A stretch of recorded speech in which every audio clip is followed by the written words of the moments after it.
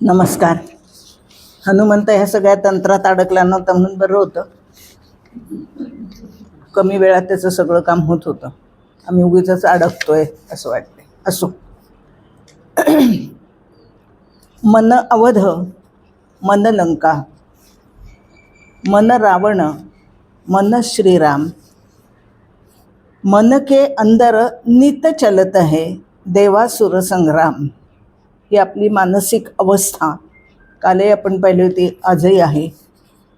काय करू कळत नाही. रावण पण मनात आहे, राम पण मनात आहे. जेव्हा रावणाचा विजय होतो त्यावेळेला फारसं यश मिळत नाही, पण रामाचा विजय होतो त्यावेळेला यश मिळतं. हा आपला अनुभव आहे की आपण शांतपणे जेव्हा आपलं काम पूर्ण करतो त्यावेळेला आपल्याला त्यात निश्चितपणे यश प्राप्त होतं. कुठेतरी लोभामध्ये अडकलं की जरा गडबड होते. हा पण आपला अनुभव आहे. आणि म्हणून सारखं ते संग्राम जो सुरू आहे आपण एकच लक्षात ठेवूया, त्याच्यामध्ये रामाचा विजय कसा होईल ना, सुराचा विजय कसा होईल. असुर विजय होऊ द्यायचा नाही आहे हे लक्षात ठेवूया. म्हणजे मग आपल्याला पुढचं काम करणं, कारण सगळे कार्यकर्तेच जमलेले आहेत आणि त्यामुळे काम करणं आणि आपलं कार्य यशस्वी करणं हे आपल्या हातात आहे. असो. कारण जिसकी अविचल राष्ट्रभावना, जिसकी अविचल राष्ट्रभावना, अविचल चलती कर्मसाधना, अविचल चलती कर्मसाधना, भक्ति ज्ञान श्रद्धा की सरिता, भक्ति ज्ञान श्रद्धा की सरिता, वही समज लो सात्विक करता. आणि अशा हनुमंताचं आपण काल गेले 2 दिवस कार्य पाहतो आहोत. आज 3रा दिवस पुढचं बघायचं आहे. आपण पाहिलं की मैनाक आला, सुरसा आली, सिंहिका आली, लंकिनी आली आणि ह्या सगळ्या संकटांना तोंड देत देत हनुमंत अशोकवनात जाऊन पोचला. अशोकवनात त्यांनी अत्यंत सुज्ञपणे खूप विचारपूर्वक सीतेशी संवाद साधला. तो कसा ते आपण काल पाहिलेला आहे. सीतेशी संवाद साधला आणि तिच्या मनातलं नैराश्य दूर केलं. आपल्या यथोचित बोलण्याने, मधुर आवाजाने, त्या गायनातून तिची निराशा घालवली आणि तिला पुन्हा एकदा उत्साहित करण्याचा प्रयत्न केलेला आहे. हे आपण काल पाहिलं होतं. आज आपल्याला पुढे जायचं आहे. आता अशोकवनात तिनं त्याला म्हटलं की मला घेऊन चल, आणि तिने काय कारण सांगितलं ते पण पाहिलं आपण. आता इथं आलो आहे, रावणाच्या दरबारात तर काही सहजपणे जाता येणार नाही. मी सामान्य, मला कोण रावणाच्या दरबारात प्रवेश देणार. मग काय करता येईल ज्यामुळे आपल्याला रावणासमोर उभं केलं जाईल. मला काहीतरी केलं पाहिजे. मग काय केलं पाहिजे. मग आता इथं अशी कृती करूया. तिने सीतेला विचारलं, हनुमंताने विचार केला आणि सीतेला विचारलं, आई भूक लागली आहे तर फळं खावीशी वाटत आहेत. ती म्हणली हो बाळा खा, पण जे पिकलेलं खाली पडलं असेल तेच खा, जे खाली पडलं असेल तेच खा. तो म्हणला हो तसंच करेन. मग आता खाली काय फार फळं दिसत नाही म्हणून गदा गदा गदा झाडं हलवली. नुकसानच करायचं ठरवलेलंच होतं. काय करायचं हे योजना मनामध्ये केलेली आहे आणि त्याप्रमाणे ती गदा गदा झाडं हलवली, फांद्या तोडायला सुरुवात केली. जे सुंदर अशोकवन, अशोक काही ठिकाणी वनिका म्हणतात, काही वटिका म्हणतात, आपण अशोकवन म्हणूया. आणि तिथल्या त्या फांद्या तोडलेल्या आहेत, ती सगळी फळं सगळा विध्वंस करायचंच ठरवलं आहे. आता ते माळी आले इथल्या वनात, त्या अशोकवनाचे रक्षक किंवा त्याचं देखभाल करणारे, त्यांना कोण दाद द्यायचं, ते तर गेलेच म्हणजे सगळे. मग आता ही बातमी कोणीतरी धावत जाऊन रावणाला सांगितली की एक वानर आहे आणि त्याने अशोकवन पूर्ण उद्ध्वस्त करून टाकलेला आहे, तो काय आम्हाला आवरत नाही आहे. मग रावणानं अनेक लोकांना तिथे त्याला म्हणजे त्याच्याशी लढायला पाठवलं. त्याच्यामध्ये कोण कोण आहेत बघा. किंकर आहे, वेगवेगळ्या वेळेला ती युद्ध झालेली आहेत, कशा पद्धतीने त्यांनी शस्त्रांचा वापर केला आहे हे सगळं खूप सुंदर वर्णन आपल्याला वाचायला मिळतं. पण ते प्रदीर्घ आहे एवढ्या आपल्याजवळ वेळ नाही आहे. तर किंकर आहे, जांबूमाळी आहे, भासकर्ण आहे, प्रभास आहे, विरूपाक्ष आहे आणि शेवटी म्हणजे हा सगळ्यांचा त्यांनी बिमोड केलेला आहे. मारलेच म्हणजे बिमोड काय, त्यांना मारूनच टाकलेलं आहे. अगदी हातात चक्र घेऊन किंवा झाडं उपटून, फांद्यांनी दगड फेकून वेगळ्या वेगळ्या प्रकाराने सगळ्यांना मारलं आहे. शेवटी रावणाचा मुलगा अक्ष आला, त्याला सुद्धा मारलं. आता पुत्र निधन झालेलं आहे, त्याला पुत्रशोक झालेला आहे आणि असा हा कोण आहे, सामान्य वानर आहे म्हणतायत आणि तो माझ्या मुलाला पण मारतोय. आता अक्षयसुद्धा मेघनादासारखाच शास्त्र शिकलेलाच आहे, त्याचासुद्धा वध झाला आहे. मग आता मेघनाद आला, इंद्रजित आला. त्याला मेघनाद का म्हणतात ते पण माहिती असेल, इंद्रजित का नाव पडलं हे पण माहिती असेल. तो आला आणि त्यानं आता ह्याच्याशी दोन हात करायला सुरुवात केली. हनुमंत म्हणला आता बरीच झाली याची परीक्षा, आता ठीक आहे रावणापर्यंत आपल्याला पोचायचं आहे, त्यामुळे आपण तो करेल ते आता करून घेऊ. आणि त्यांनी त्याला ब्रह्मपाशामध्ये बद्ध केलं हनुमंताला. खरं म्हणजे त्याला वर आठवत असेल, ब्रह्मदेवाने सांगितलं होतं की तुला माझ्या पाशामध्ये कोणी बद्ध करणार नाही किंवा तू त्याचा तुझ्यावर काही परिणाम होणार नाही. पण हनुमंत म्हणतो की आता हे करून घेतलं पाहिजे, आता ह्याच्यामध्ये बद्ध झालं पाहिजे, तरच मला तिथपर्यंत जाता येईल. कारण हा आता नेणारच मला दरबारामध्ये आणि तो रावण मला दिसणार. आणि त्याची धिंड काढली, धिंड. तर धिंड शब्द आपल्याला माहिती आहे, त्याला बांधलेले. आणि आता तो बद्ध असल्यामुळे कोणीही त्याला, कोणी टपल्या मारतंय, कोणी काय करतंय, कोणी आपल्या अस्त्राचा उपयोग करतंय, ही सगळी अवहेलना तो सहन करतोय एकाच कारणासाठी की मला रामाचा निरोप त्याला द्यायचा आहे, मला रामाचा निरोप त्याला द्यायचा आहे आणि म्हणून मला हे सगळं सहन केलं पाहिजे. कार्यकर्त्याला ही अवहेलनासुद्धा काही वेळेला सहन करावी लागते आणि त्याच वेळेला आपल्या मनाचा तोल ढळू न देणं हे सगळ्यात महत्त्वाचं आहे. आता एवढा महाबलाढ्य इतक्या लोकांना मारलेला आणि आता कोणीही येत आहे आणि टपली मारून जात आहे, काय यातना झाली असतील हो त्याला. कोणीही येत आहे आणि काहीही करून जात आहे, पण त्यांनी सगळं पाहून ठेवलं. आणि त्याही वेळेला कार्यकर्ता झोपलेला नसतो, तो सतत जागा असतो आणि त्यांनी जागा असणंच अपेक्षित आहे, सावध असणंच अपेक्षित आहे. आणि त्यामुळे त्यांनी काय केलं, रस्त्यांचं नीट निरीक्षण केलं. ज्या रस्त्यांवरून त्याला घेऊन चालले होते, आता अनायासेच ते सगळे रस्ते त्याला दिसत गेले की आपली वानरसेना कुठून आली तर सोयीचं होणार आहे, कुठून गेलं तर जास्ती बरं राहणार आहे. ह्या सगळ्या गोष्टींचं त्यांनी तिथे अंदाज बांधलेला आहे. किती वेगळेपण आहे बघा. म्हणजे बद्ध आहे आणि तरीही मला सावरकर आठवले, तत्क्षणी आपल्याला पण आठवले असतील. अंदमानला त्यांना नेलं ज्यावेळेला, बंदिवान, 50 वर्षाची शिक्षा आहे. आणि तिथं गेल्याबरोबर त्या याच्यात प्रवेश करताना, त्या प्रवेशद्वारात तिथे ते असं म्हणतायत की इथे जर नौदलांनी निरीक्षणाचं ठरवलं भारताने, तर किती ठिकाणी त्याचं निरीक्षण त्याला करता येईल आणि किती दूरवरचं दिसेल. म्हणजे भारताचा विचार त्या क्षणी त्यांच्या डोक्यात आहे. असा कार्यकर्ता असतो, अविचल. हां, सहज आठवून जातं. अगदी प्रत्येक वेळेला या वेगवेगळ्या गोष्टी आपल्याला, वेगवेगळे प्रसंग आठवत जातात आणि मग आठवतं की रामायण तेव्हा झालेलं असलं तरी आजही कसं आपल्याला ते अनुकरणीय आहे, आजही कसं अनुकरणीय आहे. आणि अशा पद्धतीनं त्याला आता मारत, हे करत, काय जेवढं करता येईल त्याचे छळ करता येईल तेवढं करत करत त्याला तिथपर्यंत आणलं आहे. तिथे आल्यानंतर रावणासमोर तो ताठ मानेने उभा आहे, रावणासमोर ताठ मानेने उभा आहे. आणि त्यांनी विचारलं, तू कोण? रावणाने विचारलं, हा कोण?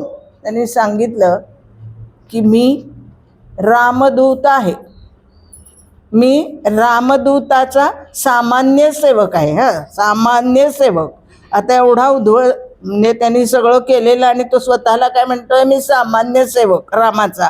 म्हणजे राम किती पराक्रमी असेल, आपल्या रामाचं मोठेपण जास्तीत जास्ती कसं दाखवता येईल, म्हणजे जे आहे ते कसं नीट सांगता येईल ह्याचा तो विचार करतोय.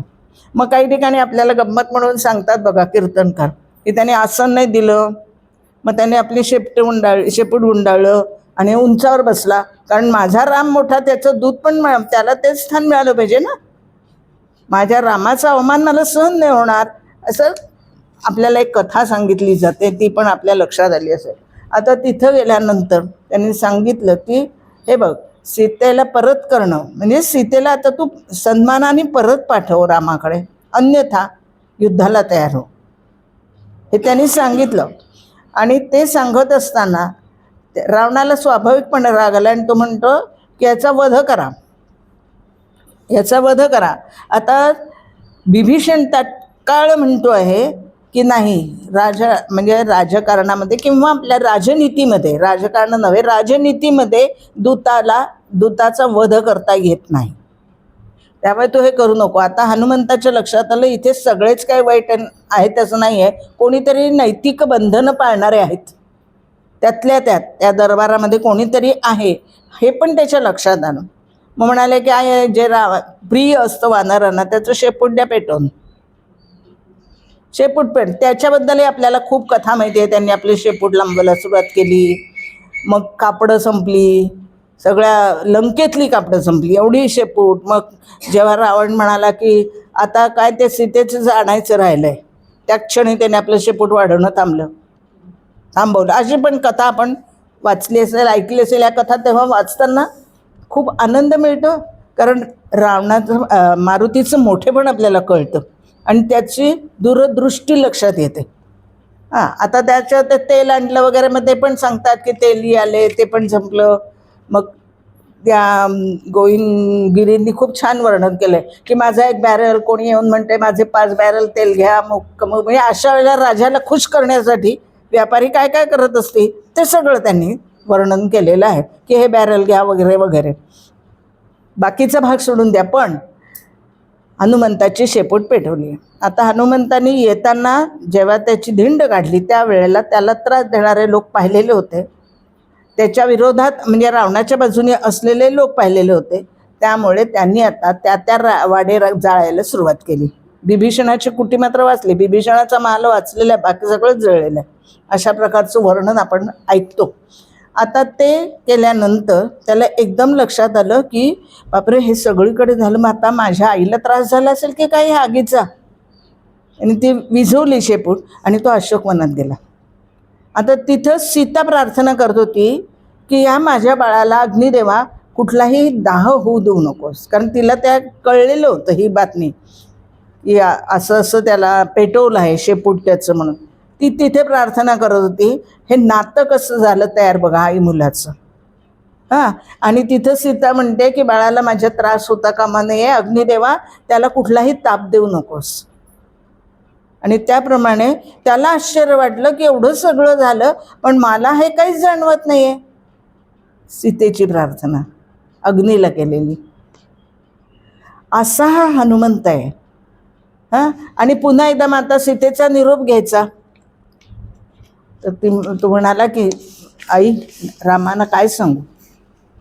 पुन्हा एकदा विचारलं, तिने सांगितलं की लवकरात लवकर येऊन माझी इथून मुक्तता करा, मला इथून तुमचा पराक्रम गाजवून या नराधमाचा वध करून मला इथून घेऊन जा, हाच निरोप देईन.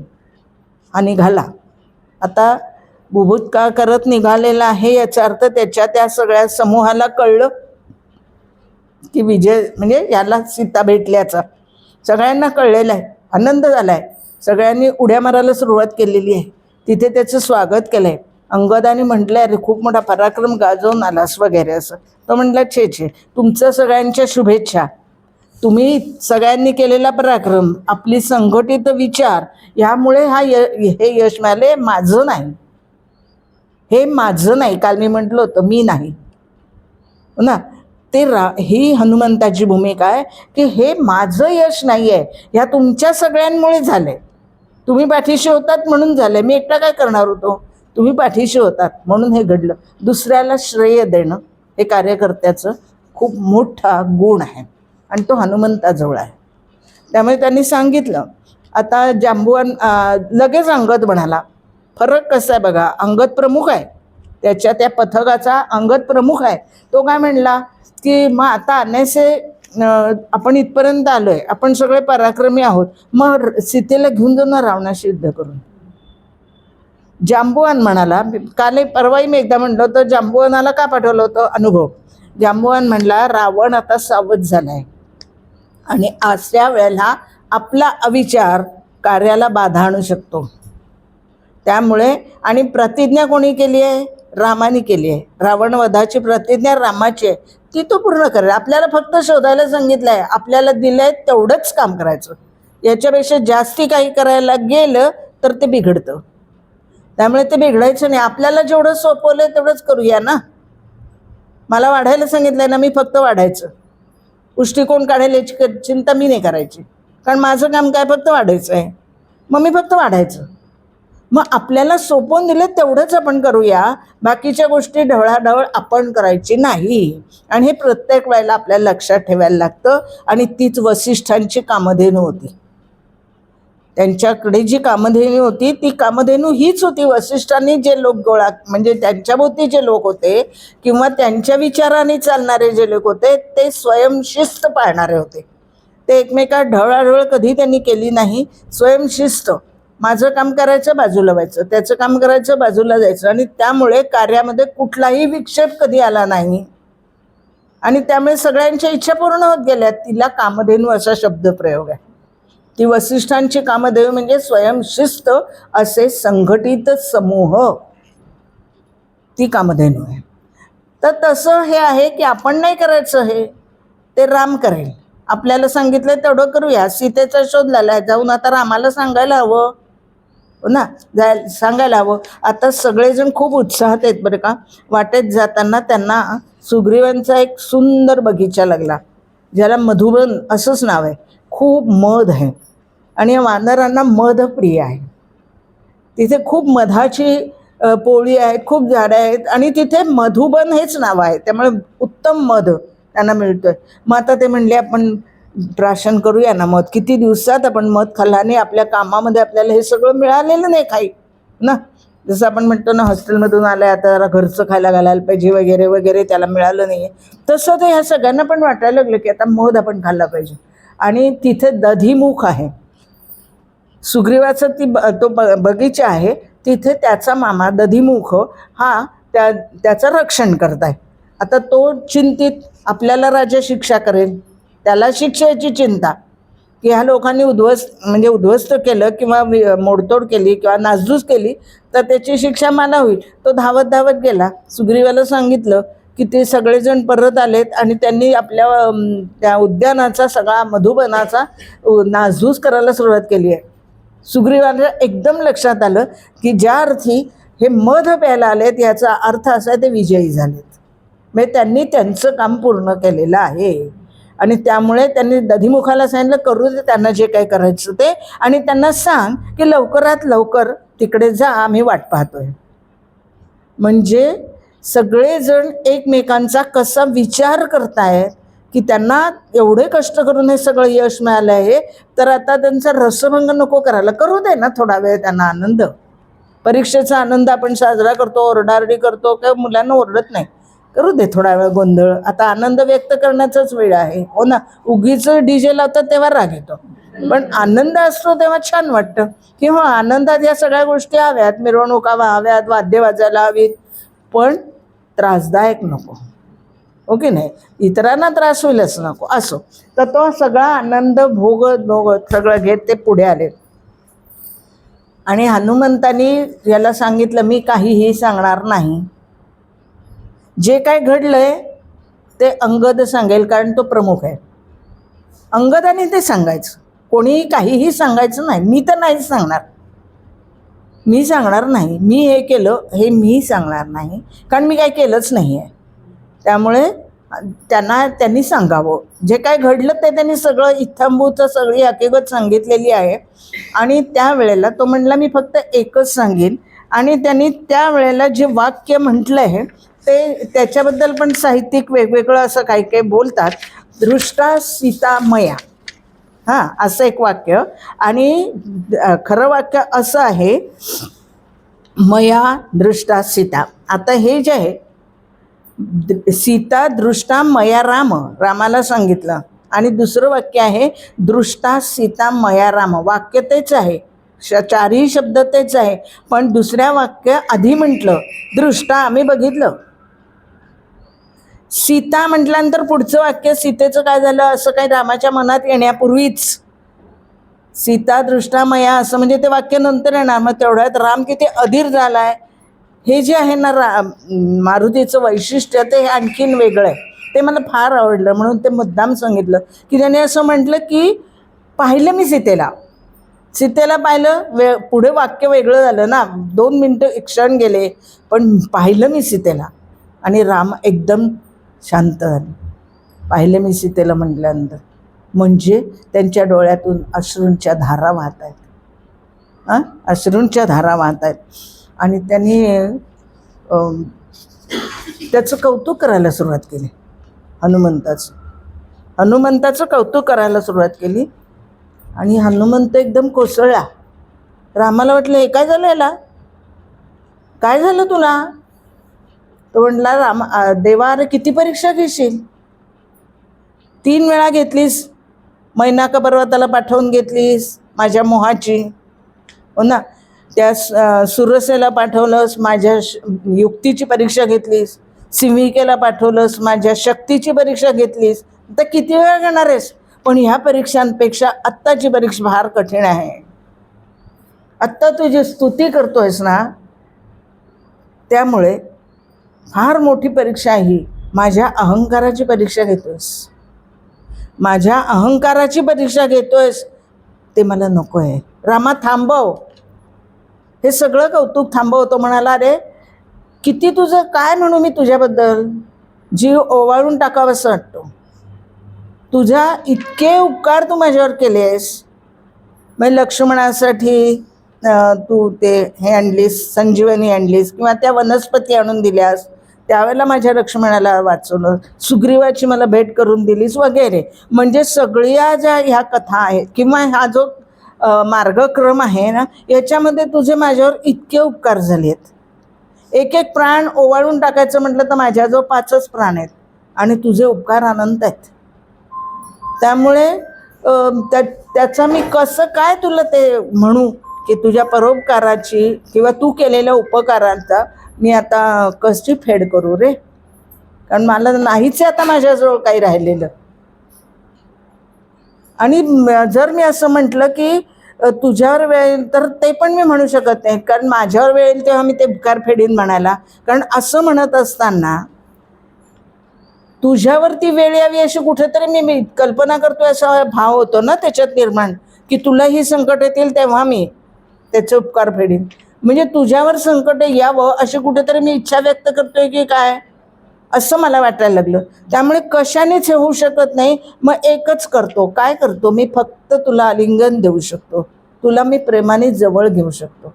आता आपल्या राजाने ज्याला मी माझं दैवत मानलं आहे त्यांनी मला जवळ घ्यावं आणि दृढ आलिंगन द्यावं, यापेक्षा बक्षीस आणखीन काय हवं. यापेक्षा बक्षीस मला आणखीन काही नकोच किंवा अपेक्षाच नाही आता काही राहिलेली. असा हा हनुमंत आहे, कार्यकर्ता हनुमंत. तर त्याच्याबद्दल अशा अनेक कथा पण मला सांगायचा मोह आवरत नाही, जरी त्या पण आपल्या मुलांना सांगाव्या अशा आहेत. आणि म्हणून त्या 2-3 कथा आपल्यासमोर मुद्दाम सांगणार आहे. म्हणजे लंकादहनापर्यंतचं पुढचं झालेलंच आहे.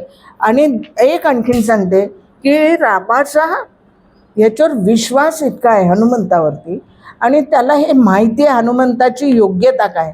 आणि म्हणून ज्या वेळेला ते परत येत आहेत त्यावेळेला त्यांनी सांगितलं की तू आधी पुढे जा आणि भरताला ही बातमी दे आणि त्याच्या चेहऱ्याचं निरीक्षण कर. हे तू सांगत असताना किंवा तो काय त्याच्यावरती प्रतिक्रिया देईल किंवा काय, जसं घडेल तसंच्या तसं मला येऊन सांगायचंस. आता राम येतोय म्हटल्यानंतर आता स्वाभाविक आहे हो, 14 वर्ष तिथे तो करतो आहे म्हटल्यानंतर एखाद्याला मोह निर्माण होऊ शकतो राज्याचा. आला आता मग त्याला द्यावं लागेल असं कुठेतरी त्याचे विषादाची छटा एखाद्याला त्याच्या चेहऱ्यावर येऊ शकते. हे राम कल्पना करतोय. ही कल्पना राम करतोय आणि त्यांनी ते हनुमंताला पाठवलंय. हनुमंतांनी त्या क्षणी पाहिलं आणि सांगितलं राम येतोय. त्यांनी अग्निकाष्ठ पण तयार करून ठेवले भरतानी. सगळी तयारी करून ठेवली आहे, कारण आता यायची वेळ झालेली आहे, 14 वर्ष संपलेली आहेत, ह्या संध्याकाळी तो येणार आहे, हे सगळं कळलेलं आहे, हो ना. आणि त्यामुळे आता जर हा वेळेत आला नाही तर मी अग्निकाष्ठ भक्षण करणार, म्हणजे मी याच्यात प्रवेश करणार, ही तयारी त्यांनी करून ठेवली आहे. हनुमंताला कळलं भरत काय आहे. तत्क्षणी हनुमंत परत आला आणि म्हणला, रामा, असा भाऊ होणे नाही, असा भाऊ होणे नाही, हो ना. आणि त्यामुळे ते तिथे आलेले आहेत. ही नाजूक जी गोष्ट आहे, तशीच आणखीन एक नाजूक जबाबदारी हनुमंतावरती रामाने सोपवली. आणि ते असं सांगितलं की सीतेला घेऊन यायचं अशोकवनातून, आणि बिभीषणाची परवानगीने, कारण आता बिभीषण राजा आहे, तू जाऊन आणायचंच नाही, बिभीषणाला विचार तिला आणू का. किती विचार आहे बघा हा रामाचा सुद्धा, की आता पत्नीला रावणवध झालेला आहे, पत्नीला सोडलं आहे, म्हणजे आता पत्नीला आणायचं आहे. दुसरा कोणी असता तर जाऊन घेऊन आला असतं, तसं नाही केलं. किती संयम आहे आणि किती योजनाबद्ध काम आहे, म्हणून राम मोठा आहे. आणि त्यांनी सांगितलं हनुमंताला, आणि बिभीषणाला पण विचारलं, सांगितलं. बिभीषणाला त्यांनी परवानगी विचारली, तिला सुस्नात केलं, तिला दागिने वगैरे घातले आणि आणलेले सीतेला. ती जबाबदारी हनुमंताची, तिला घेऊन येण्याची. आता मेण्यातून आणलंय. ही सगळे वानर ज्यांनी सीतेला कधी पाहिलेलं नाही आणि तिच्यासाठी ते लढले, ती सीता पाहण्याची उत्सुकता प्रत्येकालाच आहे. ते ढकलाढकली करतायत आणि हे सैन्य म्हणते मागे व्हा, मागे व्हा, हो ना. हे सैन्य म्हणतंय मागे व्हा, मागे व्हा. त्यावेळेला रामाने सांगितलं, तिला पालखीतून खाली उतरवा, तिला पायी येऊ देत. सीतेला, जिच्यासाठी हे माझं सैन्य लढलं, त्यांना तिचं दर्शन व्हायलाच पाहिजे, आणि तिला पायी येऊ देत. आणि सगळेजण बाजूला झालेत आणि सीतेचं दर्शन घेतात. काय म्हणायचं ह्या भूमिकेला, रामाच्या ह्या कृतीला काय म्हणूया, विलक्षण आहे. किती भान आहे या वानर सैन्याचं, की ह्या सगळ्यांना अगदी स्वाभाविक आहे उत्सुकता वाटणं. आणि त्यामुळे तिला पायी उतरवा, तिला मेण्यातून खाली उतरवा आणि तिला पायी आणा, हे त्यांनी सांगितलं आहे. मग अग्निकाष्ठ पुन्हा एकदा परीक्षा आहे वगैरे, तो भाग आपल्या ह्याच्यातला आत्ताचा नाही. परंतु इकडं आल्यानंतर, अयोध्येमध्ये आल्यानंतर, सगळेच जणांना बरोबर घेऊन आलेलं आहे. तर गुहाला आणलेलं आहे रामाने, हो ना. त्यांनी मदत केली आहे पहिल्यांदाच. कोमल हृदय राम आपल्याला त्यावेळेला दिसतो. त्यांनी म्हटलं की तुला कंदमुळं मी आणून देतो. राम म्हणलं, छे, कंदमुळं माझी मी गोळा करणार, कारण आता मीच माझं करायचं, तू मला काही द्यायचं नाही. करायचंच असेल तर काय कर, तर हे अयोध्येतून जर रथ आला नाही पर्यंत त्या घोड्यांना चारा पाणी दे, त्या घोड्यांची काळजी, त्या घोड्यांना चारा पाणी दे. त्या सैनिकांना काही द्यायचं असलं तर दे, ते आता रवाना करायचं त्यांना, आता रथाचं काही काम नाही, असा राम आहे.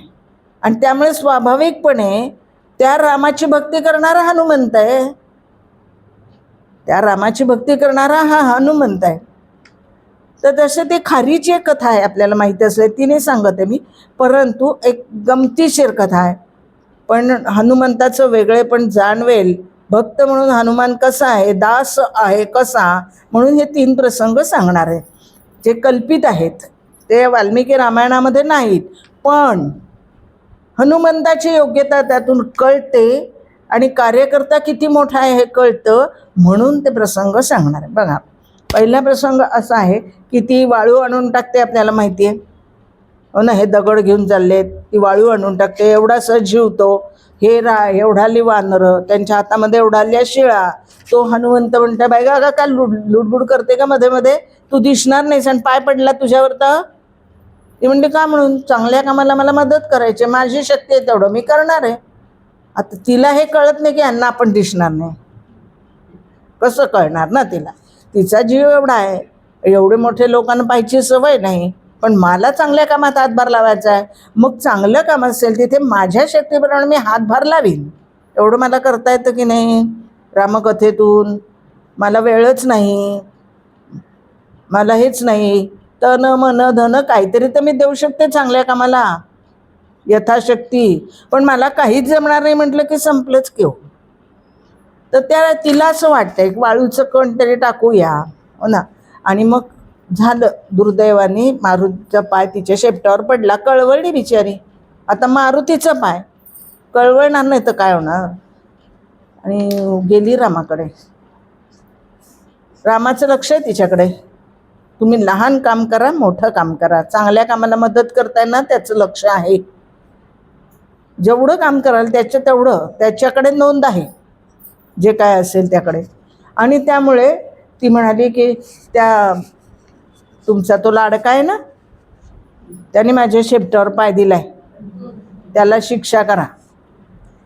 आता त्याने रामाने बोलवलं हनुमंताला बोलवलं. आणि काय तो म्हणला, मी सांगत होतो हो तिला मध्ये मध्ये येऊ नको. आता मला ती दिसली नाही, मी काय मुद्दाम नाही शेपटावर पाय दिला, पण तिला नक्की वेदना झाल्या असतील हे मला कळलं.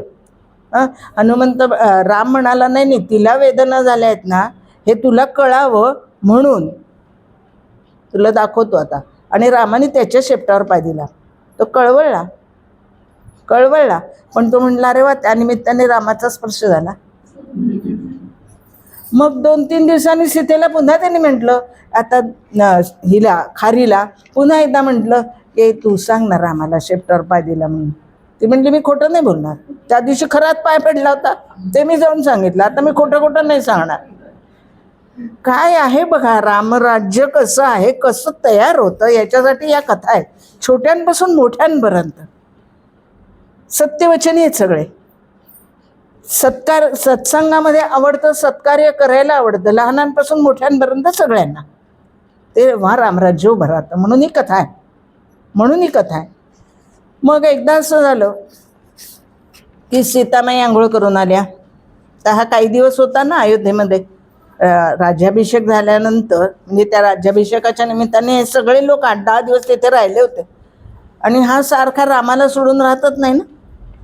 तर सीतामाई आंघोळ करून आल्या. आणि मग त्यांनी आंघोळ केल्यानंतर त्यांनी पाहिलं की ती भांगामध्ये शेंदूर घातला तिने.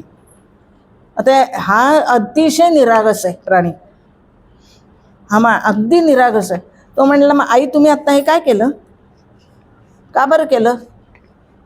छोटी मुलं विचारतात ना तसं, अगदी निष्पाप निरागस. आणि तिने सांगितलं की मी भांगात शेंदूर घातला आणि त्यामुळे माझ्या पतींचं आयुष्य वाढेल. आता ते त्याने ऐकलं आणि तो म्हणला की एवढासा शेंदूर घालून किती आयुष्य वाढेल.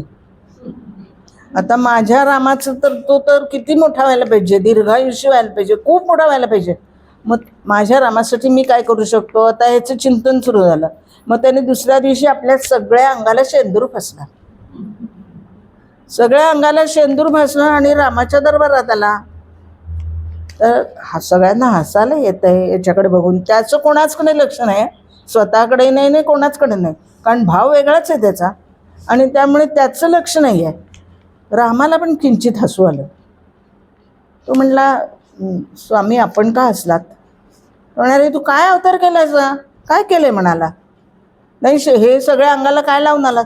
अहो म्हणे, काल काय झालं, सीतामाईंनी भांगात शेंदूर घातला, ते एवढ्याशा शेंदुराने तुमचं आयुष्य एवढंच वाढेल. मग मी सर्वांगाला लावलं, म्हणजे तुम्हाला आता केवढं आयुष्य मिळेल. माझ्या देवाला खूप आयुष्य मिळालं पाहिजे, कारण तो देव मला दीर्घकाळ हवाय. मग स्वतःकडे भान नाही, स्वतःकडे लक्ष नाही आहे, स्वतःच्या रूपाकडे लक्ष नाही, आपण काय करतो याकडे लक्ष नाही. अंधश्रद्धा म्हणा का श्रद्धा म्हणा माहीत नाही, परंतु श्रद्धेने त्याने ते केलेलं आहे.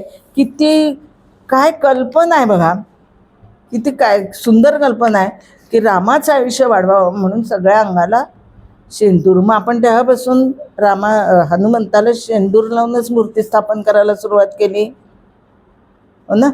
ते लावूनच आता करायचं, कारण तो रामाचं आयुष्य वाढलं पाहिजे. रामाचं आयुष्य का हवं आहे? रामाच्या गुणांमुळे हवं आहे. त्याचं राज्य आम्हाला तेवढ्यासाठी हवं आहे.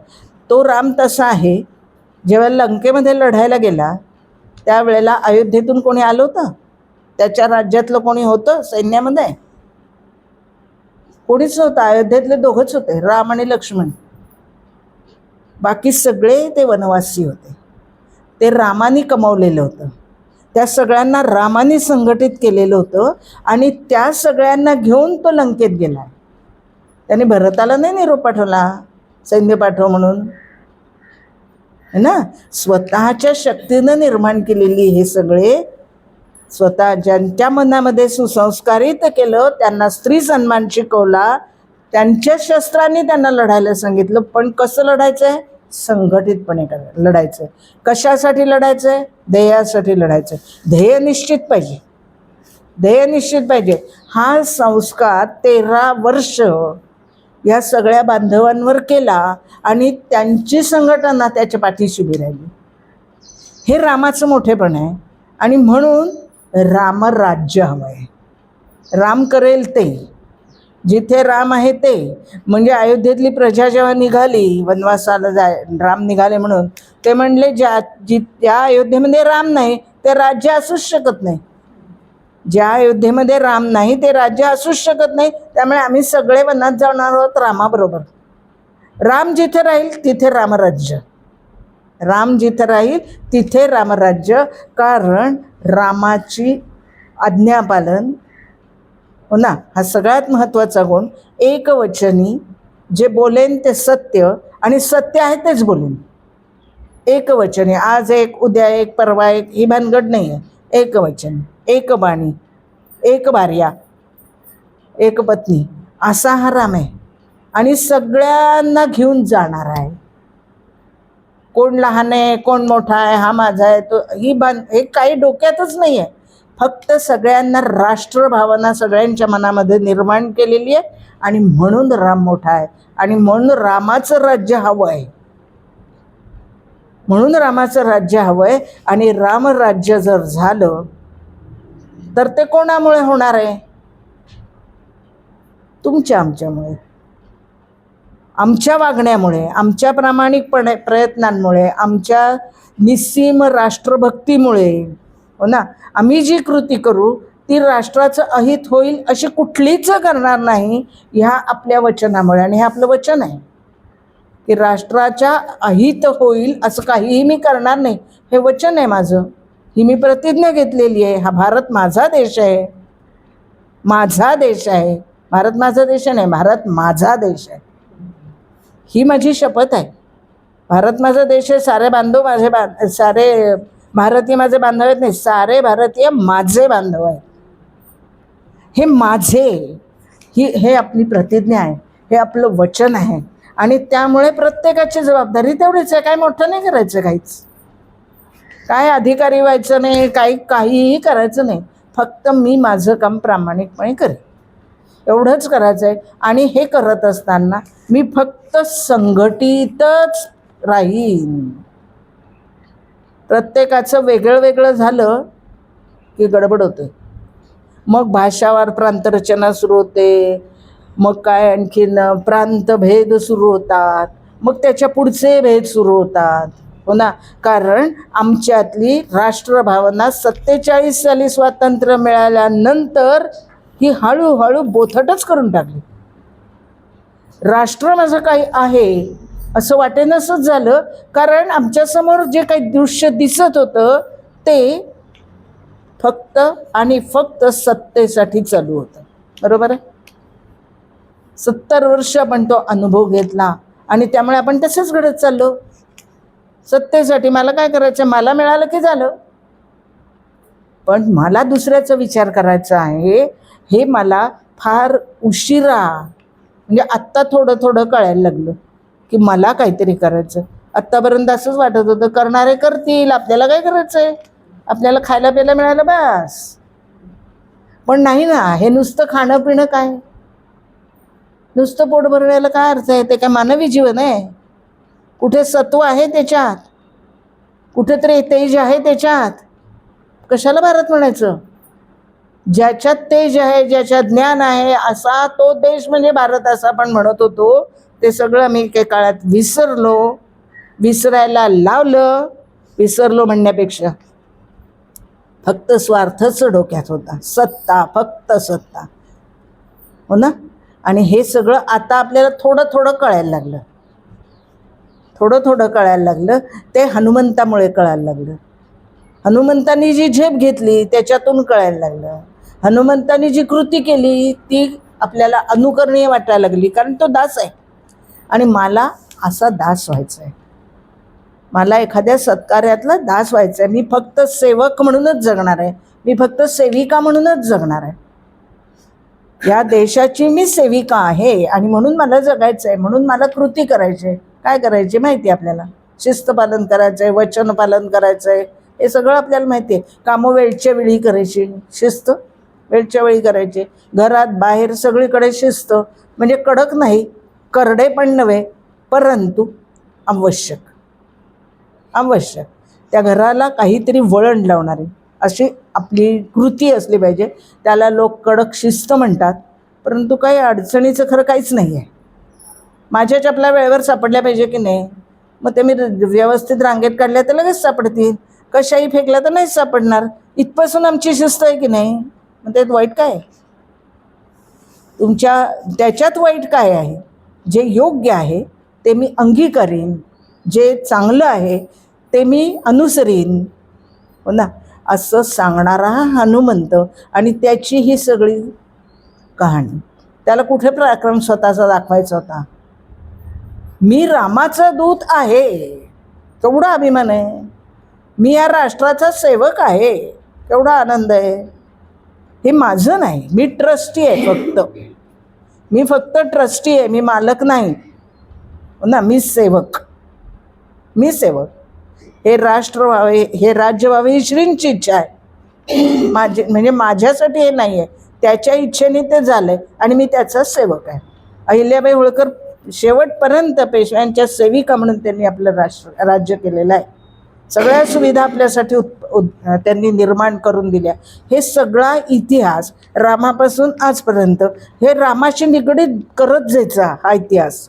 तिथे सगळ्यांनी रामकथा ऐकूनच स्वतःला घडवलं आहे. रामकृष्ण कथा ऐकूनच स्वतःला घडवलं आहे. म्हणून ही सगळी मंडळी मोठी झाली, ज्यांना आम्ही नेते मानतो, ज्यांना आम्ही आदर्श म्हणतो, हो ना. आणि ज्यांना आम्ही आजही ज्यांची जयंती साजरी करतो, ज्यांचा राज्याभिषेक दिन साजरा करतो. एकच राजा आहे, राज्याभिषेक दिन ज्याचा साजरा व्हावा असा. आणि त्याच्या मागे राम आहे. कृष्ण नीती आहे आणि रामाचं आचरण आहे. आणि या दोघांना बरोबर घेऊन शिवाजी महाराज गेलेले आहेत. कृष्ण नीती वापरली आहे ना, आपल्याला माहिती आहे.